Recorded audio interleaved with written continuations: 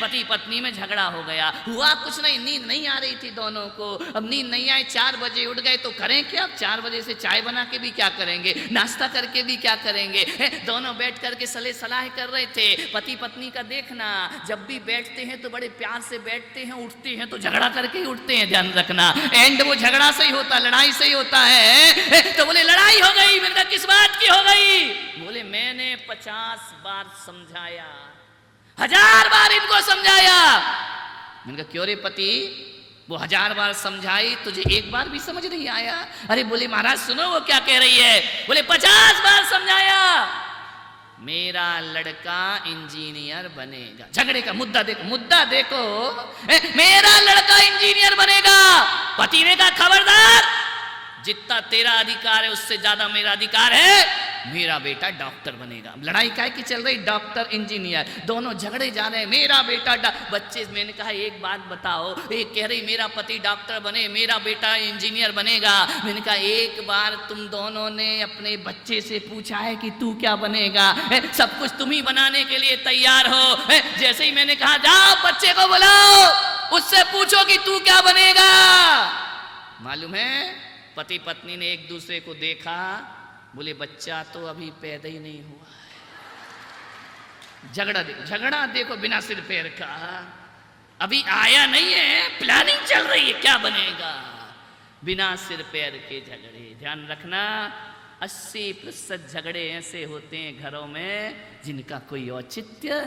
सास बहू में झगड़ा हो गया, सास ने कहा बहू ये मलाई यहीं खाई जाएगी, बहू ने कहा एक पीहर जाएगी।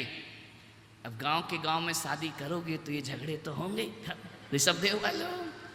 अब दूर होती तो मलाई जब तक तो खराब हो जाती है। बोलिए मलाई पीहर जाएगी। सास ने कहा नहीं मलाई यहीं खाई जाएगी। बोले नहीं पीहर जाएगी। इस बात, इतनी सी बात पे झगड़ा हो गया।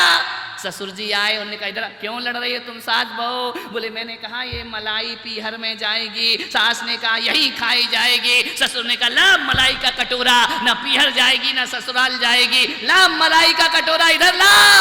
सास ने बहू को देखा, बहू ने सास को देखा। बोले हम दोनों प्लानिंग कर रहे थे कि भैंस खरीदना है, अभी तो मलाई का पता ही नहीं मलाई है कहाँ। ध्यान रखना भैंस आई नहीं, मलाई पे झगड़ा शुरू हो गया। मान्यवर आपके झगड़े बड़े फिजूल के झगड़े, छोटी छोटी बातों पे लड़ जाते हो, बिना सिर पैर की बातों पे लड़ जाते हो। और क्रोध जब भी आता है ना, या तो भूतकाल पे आता है या भविष्य काल पे आता है। ये भविष्य के झगड़े, भूतकाल के झगड़े हैं। मलाई नहीं है और झगड़ा शुरू हो गया। ध्यान रखना कैसी कैसी बातों पे लड़ते हो तुम। जेठ जी आए, गर्मी के दिन थे, और जेठ जी ने क्या किया, छोटे भाई के बच्चे भी थे और उसके बच्चे भी थे। थैले में हाथ डाला, आम निकाला, एक आम छोटे भाई के बच्चे को दे दिया और एक आम खुद के बच्चे को दे दिया। अब संयोग से ऐसा जेठ जी का कोई मूड नहीं था, कोई प्लान नहीं था, संयोग था, हो गया तो हो गया। छोटा आम छोटे भाई के बच्चे को दे दिया और बड़ा आम खुद के बच्चे को दे दिया। ये तो जेठ ने सोचा भी नहीं था, लेकिन वहां बहू रानी देख रही, अच्छा अपने बच्चे को बड़ा और मेरे बच्चे को छोटा। अतश्री महाभारत प्रस्तुत करता गोदरेज। इतनी सी बात पे झगड़ा हो जाता है। मान्यवर क्रोध तात्कालिक पागलपन है, ध्यान रखना। जब वो आता है तो बुद्धि को हर के आता है, और जब जाता है तो पश्चाताप को छोड़ करके जाया करता है। ध्यान रखिए। आपसे मेरा निवेदन है, किन किन बातों पे झगड़े हो रहे, छोटे बड़े आम पे झगड़े हो गए, ये तो उस पिता ने सोचा ही नहीं था, लेकिन झगड़े हो गए। मुल्ला नसरुद्दीन जयपुर जा रहा था, कहीं गए हैं अभी तक नहीं लौटे हैं। जयपुर जा रहा था मुल्ला नसरुद्दीन, उसका बेटा कमाल आया, बोले इधर आ इधर आ। बोले क्या पापा? बोले बेटा मैं जयपुर जा रहा हूं, हो सकता है 1 दिन के 2 दिन और लग जाएं। तो बच्चे ने कहा कोई बात नहीं बाप, तुम जाओ तो जाओ, यहां से थोड़ी तो शांति होगी। ले इधर आ, उठाए और 4-6 तमाचे मारे। पत्नी गुलाबों ने कहा तेरा दिमाग खराब है, तू बाहर जा रहा है, बाहर जाता है तो बाप बेटे को सीने से लगाता है, प्यार करता है, तू उसकी पिटाई कर रहा, तू उसकी ठुकाई कर रहा। बोले तू चुप रहे, मार लेने दे जी भर के, मैं जा रहा हूं, 4-5 दिन भी लग सकते हैं। अरे तो बोले उसको प्यार कर। मुल्ला ने कहा नहीं, जी भर के ठोकूंगा पट्टे को, आज इतना मारूंगा इतना मारूंगा। पूछा मुल्ला तू पागल हो गया, काय को मार रहा है? बोले इसलिए मार रहा हूँ कि जयपुर जा रहा हूँ, 4-5 दिन लग गए और कल इसका रिजल्ट आ रहा है और मुझे मालूम है फेल होगा, और ये फेल होगा तो इसकी पिटाई। ध्यान रखना, ये भविष्य के झगड़े, फोकट के झगड़े, फोकट का गुस्सा कि कल मैं रहूंगा नहीं और रिजल्ट में ये पक्का।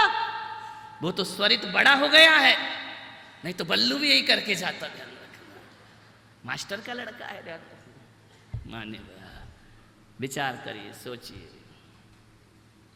बेकार के झगड़े होते हैं हमारे घरों में, बिना सिर पैर के झगड़े।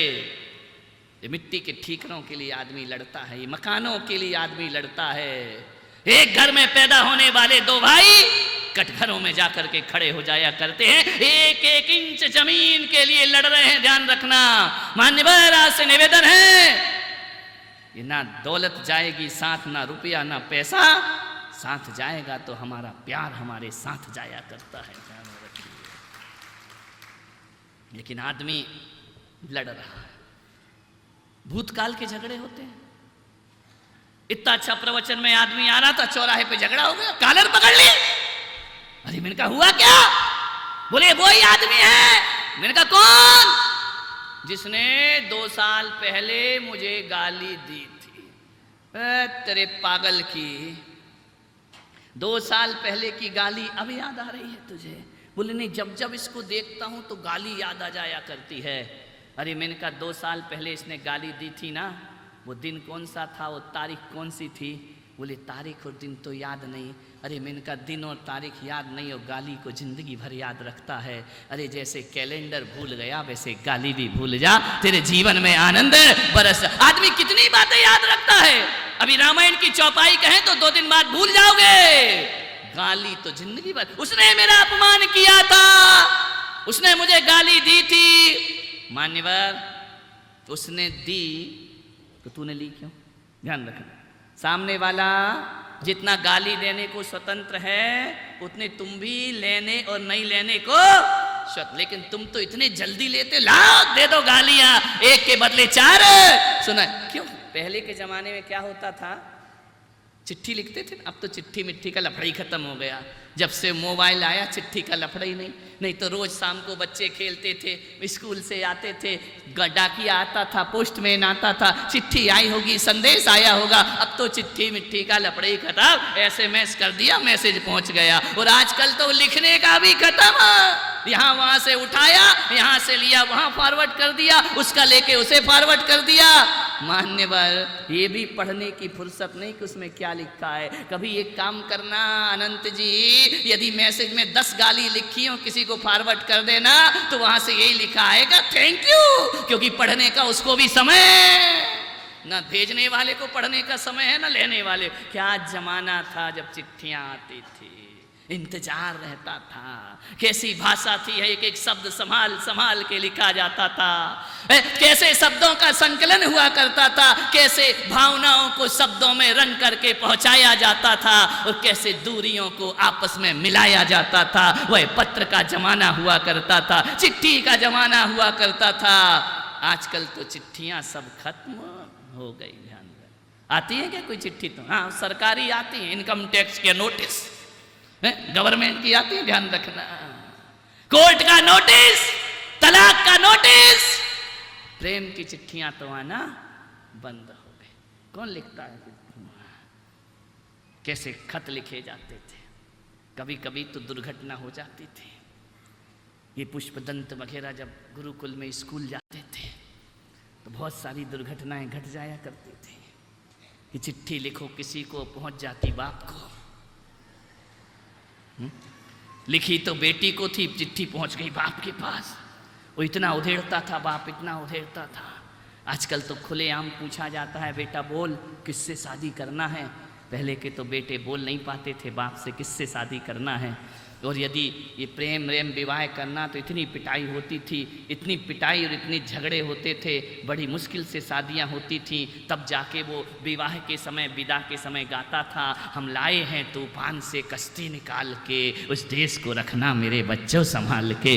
अब तो काय का तूफान, काय का कुछ ध्यान रखिए। अब तो न चिट्ठी प्रेम पत्र तो है ही नहीं दुनिया में, जितने भी हैं रोज नोटिस आया करते हैं। एक भी चिट्ठियां इतनी अच्छी होती थी, दिल से दिल की बात हुआ करती थी।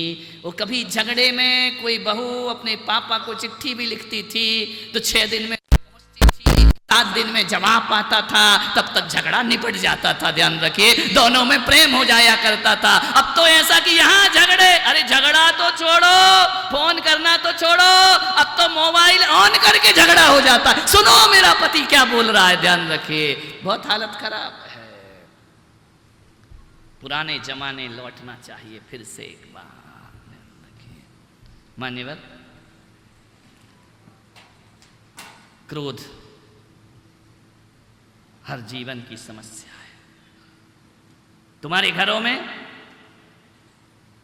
तुम्हारी फैक्ट्रियों में, तुम्हारी दुकान में छोटे छोटे वो अग्निशामक यंत्र लगे रहते हैं ना, फायर लगा रहता है। क्यों लगाते फैक्ट्री में? बोलो, कहीं धोखे से आग लग जाए तो जब तक फायर ब्रिगेड आएगी उससे पहले छोटी मोटी आग को इससे कंट्रोल किया जाए। ध्यान रखना। मैं आपसे निवेदन करता हूं, दुकान में और फैक्ट्री में अग्निशामक यंत्र लगाते हो, मैं आज पुलक सागर कहता हूं, एक अपने दिमाग में भी अग्निशामक यंत्र लगाओ यहां से जाके, और इसलिए लगाओ वो यंत्र कौन सा होगा। ऐसा मत करना कि तुम उठा के उसको सिर पे लेके घूमने लगो कि महाराज ने कहा अग्निशामक यंत्र लेकर के चलो। नहीं, वो मैं नहीं कह रहा हूँ। मैं कह रहा हूँ कि अपने दिमाग में समझदारी का अग्निशामक यंत्र लगाओ, क्योंकि तुम्हारे दिमाग में भी कभी भी चिंगारी भड़क सकती है, कभी भी आग भड़क सकती है, कभी भी तुम्हारी जिंदगी को राख कर सकती है। आपसे निवेदन है, जब भी आपके घर में क्रोध की आग लगे, समझदारी का अग्निशामक यंत्र रखना। वह समझदारी ही तुम्हारे जीवन को शांति में बदलेगी, दुर्घटना से बचा सकती है। कबीर एक बहुत बड़े सूफी फकीर कबीरदास दूर एक गांव में रहते थे, झोपड़ी में। पति पत्नी बड़े आनंदित थे। पूरे गांव में हर घर से झगड़ा करने की आवाज आती थी, लेकिन कबीर की झोपड़ी से कभी पति पत्नी के झगड़ने की आवाज नहीं आती थी। एक जिज्ञासु गया, उसने जाकर कबीर से पूछा कि मैं बरसों से देख रहा हूं तुम्हारी झोपड़ी में परमात्मा के गीत तो सुनाई देते हैं, आत्मा के गीत तो सुनाई देते हैं, तुम्हारे घर में कभी लड़ाई की आवाज नहीं आती है। कबीर जी, वो क्या सूत्र है कि हमारे घरों से भी झगड़ा खत्म हो जाए? कबीर ने कहा, बैठो, तुम्हारा सत्कार है, अतिथि हो, आओ बैठो। उसने दोपहर को 12 बज रहे थे, मई जून का महीना था। कबीर ने पत्नी को कहा कि सुनती है? पत्नी ने कहा, बोलो, आदेश करो। आंगन में बैठ के रुई धुनक रहा था कबीर। कबीर ने कहा, लालटेन जला के ला। पत्नी गई, लालटेन जलाई, ला के रख दी। कबीर ने जिज्ञासु से पूछा, तुझे उत्तर मिल गया? बोले, उत्तर मिल गया। दोपहर को 12 बजे चिलचिलाती धूप, और तुम लालटेन मांग रहे हो, वो जला के रख गई। या तो तुम पागल हो या तुम्हारी बीवी पागल है। कबीर ने कहा, उत्तर नहीं मिला? बोले, नहीं। कबीर ने कहा, बैठ, उत्तर लेके जाना। कबीर ने कहा, नहीं सुनती है? उसने कहा, बोलो स्वामी, क्या बात है? बोले, 2 गिलास दूध बना कर ला। पत्नी गई, दूध लाई।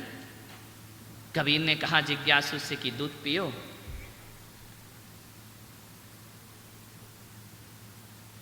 जिज्ञासु ने जैसे दूध होठों से लगाया, थूक फूंक दिया।